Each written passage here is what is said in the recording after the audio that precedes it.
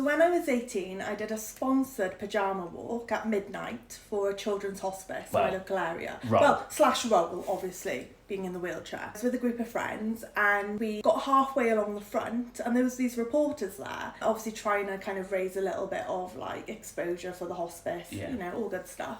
Anyway, this young reporter made a beeline for me and they came across and they just said, "Oh, it's so great to see you out this evening and good to see like someone who's obviously had it hard, haven't you? And you know, you're raising money for like other people, like that's so nice to see." And I was like, "Oh, nice, like, yeah, fair enough." I mean, I didn't think I was making any more effort than the people with me. In fact, less, because I wasn't walking technically, I was being pushed. You weren't even doing your own I chair. wasn't even wheeling myself, okay, I was lazy. You were asleep. And then all of a sudden, she just said to me, "So, how have you found it at the hospice? You know, obviously you've left and you've come out tonight. How have you found the care there?" What? Right, I was not expecting that, okay? I could feel the people with me like trying to hold back a laugh. I was just like, what the? I mean, I wasn't looking my best, okay? So I was in pyjamas.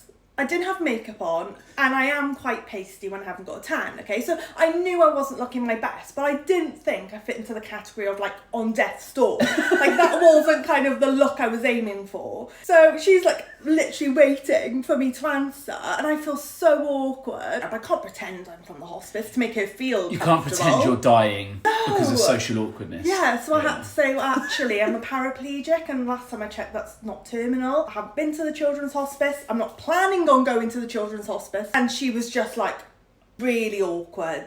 Like, really awkward. It's still great, though, to see you. I was like, Better, yeah. if anything. Better. I mean, better for me, I'm not dying. That's the good news here. Did they think it was some sort of like sympathy thing? Like, we'll take...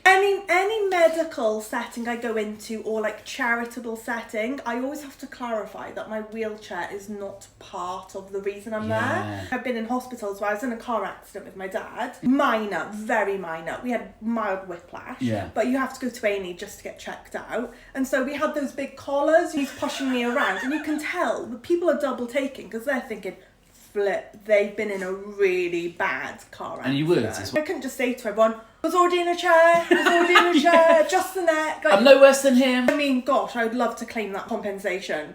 But, you know, I do have some morals. Yeah, exactly. So. And it wouldn't have held up in court either because they'd have got the newspaper clipping of the picture of you from years earlier going on a hospice walk. They'd be like, she's been in the wheelchair ages.